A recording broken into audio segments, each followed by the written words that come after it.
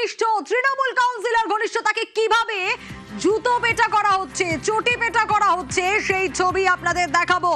কোথাকার ছবি এটা? বীরভূমের দুবরাজপুরের 6 নম্বর ওয়ার্ড। রীতিমতো উত্তেজনার পরিস্থিতি তৈরি হয় সেখানে। দেখুন সেই ছবি আগে।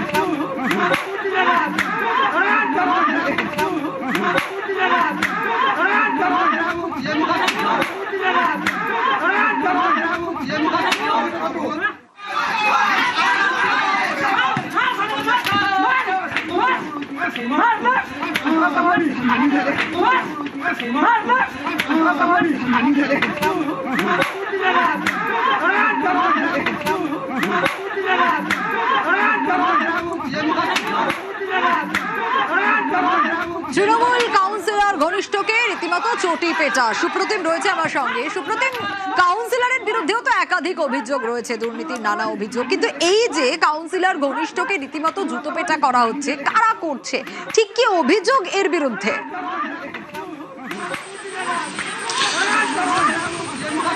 দেখো, যে ছবি আমরা দেখাচ্ছি সেটা হচ্ছে বীরভূমের দুবরাজপুরের 6 নম্বর ওয়ার্ডের। আর এই যে 6 নম্বর ওয়ার্ডের যে তৃণমূল কাউন্সিলর ভাস্কর রুজ আর তার এই যে সহযোগী, তার নাম হচ্ছে ধনঞ্জয় গড়াই। এই ধনঞ্জয় গড়াই দীর্ঘ কয়েকদিন ধরেই কিন্তু ছিলেন না। তারপরে আজকে যখন তাকে সেই ওয়ার্ডের লোকরা তাকে দেখতে পায়, তখনই কিন্তু তাকে তাড়া করে এবং রীতিমতো তাকে ধরে তাকে চটিপেটা করা হয়। এবং চটিপেটা করতে করতেই কিন্তু তাকে তাড়া করা হয়, সে পালিয়ে যায়। এরপরে কিন্তু স্থানীয় বাসিন্দারা যায়, যে স্থানীয় কাউন্সিলর রয়েছে ভাস্কর রুজ, তার বাড়িতে, এবং সেখানে কিন্তু তিনি ছিলেন বাড়িতে, দরজা খোলেনি, তার দরজাতেও লাথি মারা হয়। এবং তারপরে কিন্তু এলাকায় যথেষ্ট উত্তেজনা ছড়ায় এবং এই যে ধনঞ্জয় গড়াই যাকে চটিপেটা করা হচ্ছিল, সেও কিন্তু পালিয়ে যায়।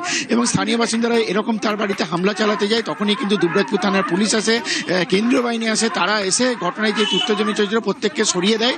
তবে কিন্তু পুলিশ এখনো ঘটনাস্থলে রয়েছে এবং যথেষ্ট উত্তেজনাও রয়েছে এই 6 নম্বর ওয়ার্ডে দুবরাজপুরে।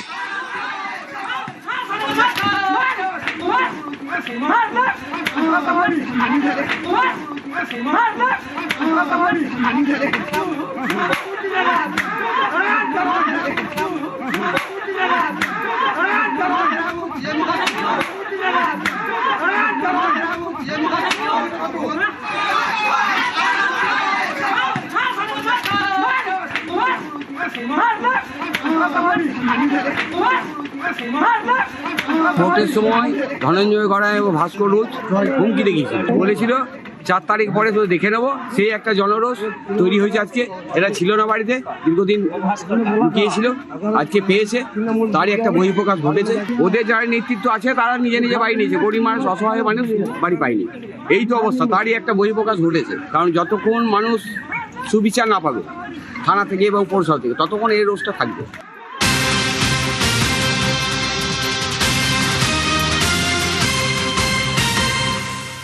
এবার আরো একটা ছবি দেখাবো। ছবিটা ভাটপাড়ার, এবার দুবরাজপুর থেকে ভাটপাড়ায় কি ছবি? একেবারে কোমরে দড়ি পুলিশের। হ্যাঁ, কোমরে দড়ি দিয়ে দুষ্কৃতীদের এলাকা ঘোরাচ্ছে পুলিশ। দেখুন সেই ছবি। ভাটপাড়ায় দুষ্কৃতীদের কোমরে দড়ি, তোলাবাজি, হুমকির অভিযোগ। তোমার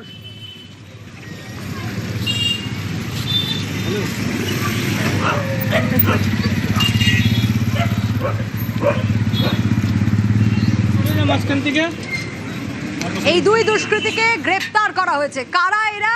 সন্টু সিং আর মন্টু রায়।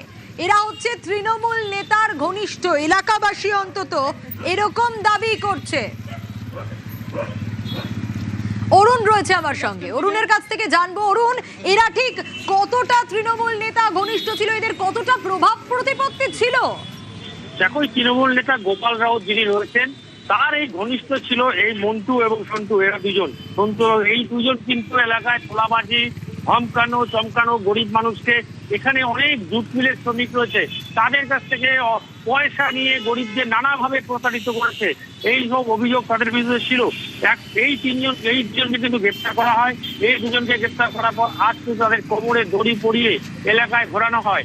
এই একই সিস্টেমে কোমরে হাফ প্যান্ট পরা, গায়ে স্যান্ডো গেঞ্জি, কোমরে দড়ি পরিয়ে পুরো এলাকা, যে এলাকায় এরা থাকে সমস্ত এলাকাগুলোকে কিন্তু ঘোরানো হয়।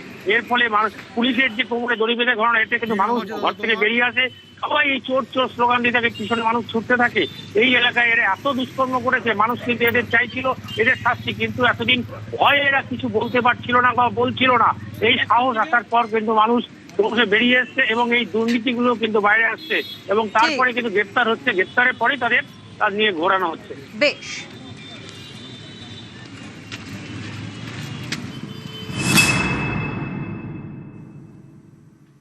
ভাটপাড়ায় ছবি দেখলেন তো, তৃণমূল নেতা দুই ঘনিষ্ঠ দুষ্কৃতীকে একেবারে কোমরে দড়ি পরানো। কাঁচরাপাড়ার ছবি দেখুন, ত্রাসের কোমরে দড়ি। হ্যাঁ, তৃণমূল নেতা বনিকে ঘিরে জনরোষ এলাকায়। কাঁচরাপাড়ায় বনিকে দেখেই রীতিমতো চোর চোর স্লোগান। ধৃত তৃণমূল নেতার কোমরে দড়ি বেঁধে পুলিশ ঘোরালো, সেই ছবি দেখাচ্ছি। কাঁচরাপাড়ার যুব তৃণমূল নেতাই অভিজিৎ রায় ওরফে বনি। কাঁচরাপাড়া জুড়ে বনির দৌরাত্মের অভিযোগ রয়েছে। বনিকে হাফ প্যান্ট পরিয়ে কোমরে দড়ি বেঁধে পুলিশ ঘোরালো।